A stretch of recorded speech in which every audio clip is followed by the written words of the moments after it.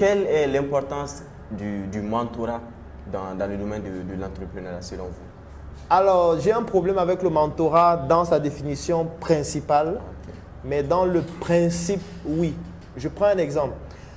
Généralement, chez nous, quand on parle de mentor, on parle de quelqu'un voilà, qu'on suit, qui nous inspire, qui a réalisé de grandes choses, qu'on rencontre régulièrement, il nous donne les conseils, il nous donne la voie à suivre, c'est lui qui nous dit comment est-ce qu'on doit se comporter et tout. Moi, je ne crois pas en ça. Tu vois, moi, je ne crois pas en ça. Pourquoi? Parce que je trouve déjà qu'on ne peut pas faire ça gratuitement.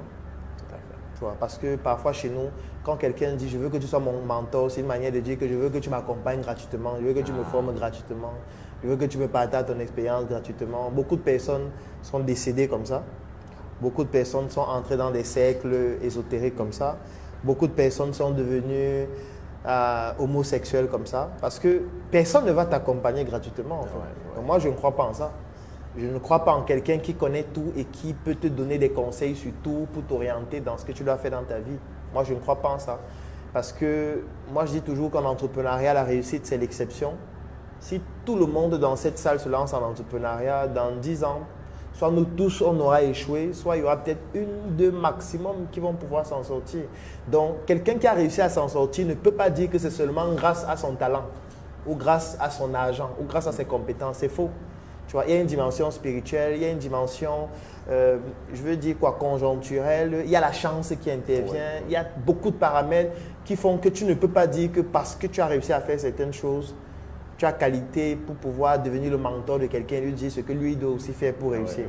Par contre, on peut partager son expérience dans le but que les gens s'en inspirent, pas pour faire la même chose, mais pour comprendre que c'est possible et qu'ils peuvent pouvoir voir ce que les autres ont fait pour croire qu'eux aussi peuvent faire. Donc, on peut inspirer les autres. Mais ce parcours selon lequel on a quelqu'un qui est notre mentor et on le suit, on fait ce qu'il dit, on fait ce qu'il a fait, moi, je trouve que c'est très dangereux, à mon avis, et je ne peux pas recommander ça à quelqu'un. Maintenant, est-ce qu'on devrait s'inspirer de ce que les autres ont fait pour pouvoir déjà voir que c'est possible et nous aussi avoir la détermination nécessaire pour ne pas commettre les mêmes erreurs et créer notre propre voie? Oui, je pense que c'est la meilleure chose à faire. Mais il faut éviter au maximum de dire que tel je le suis, c'est... Sauf si peut-être c'est quelqu'un avec qui vous avez une relation particulière et tout, mais il y a beaucoup de vices. C'est pour ça que j'évite d'avoir ce type de... Je ne veux être le mentor de personne, de toutes les manières. Je n'en ai pas envie. J'estime que je partage assez mes connaissances. Si quelqu'un veut s'en inspirer, j'ai écrit beaucoup de livres, je produis beaucoup de vidéos, on fait beaucoup de formations, la personne peut suivre. Si la personne veut qu'on l'accompagne, c'est un programme de formation, la personne peut souscrire un programme, on l'accompagne. Après le programme, lui-même, il peut se débrouiller sans pleurer. Si la personne estime que nous, on a une expérience à lui partager, on peut lui partager notre expérience. Mais dire qu'on va marcher main dans la main, non. Oui. Tu vois, moi, je ne veux pas marcher main dans la main avec quelqu'un. Parce que j'estime que chacun a son prix à payer. Chacun a son chemin, chacun a son fardeau et il doit payer le prix. Il ne faut pas qu'il pense qu'il y a quelqu'un qui va tenir sa main et comme on tient sa main, il ne va subir aucune difficulté, il va seulement avancer. Non, ça n'existe pas. Du moins, je n'y crois pas. En parlant d'écriture, vous avez écrit des œuvres. Oui. Il y a des formations, certaines de vos formations sont sur l'Internet. Oui. Et cela ne vous a pas empêché d'écrire également des œuvres. Pourquoi est-ce que vous vous dites qu'il faut que j'écris des livres? C'est pour un autre public ou bien c'est pour... Bon, les livres déjà pour plusieurs raisons. La première raison, c'est parce que aucune vidéo ne remplace un livre. Aucune vidéo. Ça veut dire quoi? La vidéo, c'est un peu comme le récapitulatif de ce qu'on pourrait retrouver dans un livre.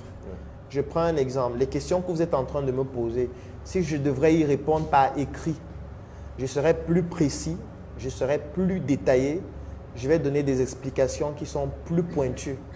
Quand c'est en vidéo, je donne juste un récapitulatif. Enfin, je donne juste quelques idées globales. Donc, quelqu'un qui s'arrête sur la vidéo, en fait, il a 5-10% maximum de ce qu'il faudrait savoir, même s'il est en train de discuter avec la bonne personne. Ce n'est pas pour rien qu'à l'école, on utilise les livres, à l'université, on utilise les livres, ainsi de suite. Parce que le livre, on s'assoit, on pose un problème, on réfléchit suffisamment et on essaye d'expliquer de la manière la plus détaillée possible le problème en question en analysant tous les cas de figure, en prenant des exemples, en ouvrant des pistes de réflexion, ainsi de suite. Donc, ce qui fait que le livre est toujours plus approfondi qu'une vidéo ou qu'un support sur Internet.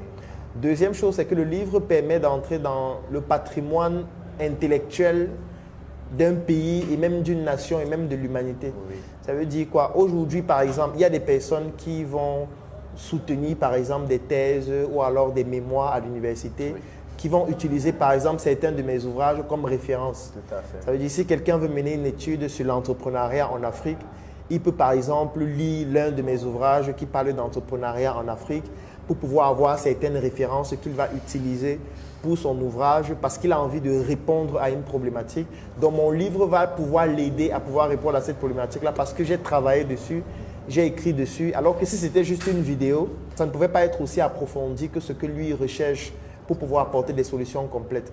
Donc, le livre permet déjà d'entrer dans le patrimoine, le livre permet de devenir immortel, le livre permet de pouvoir expliquer sa pensée de la manière la plus détaillée possible. Et aussi, le livre permet, si on veut aller sur le côté purement économique, de gagner de l'argent. Ah, ok, d'accord. Oui.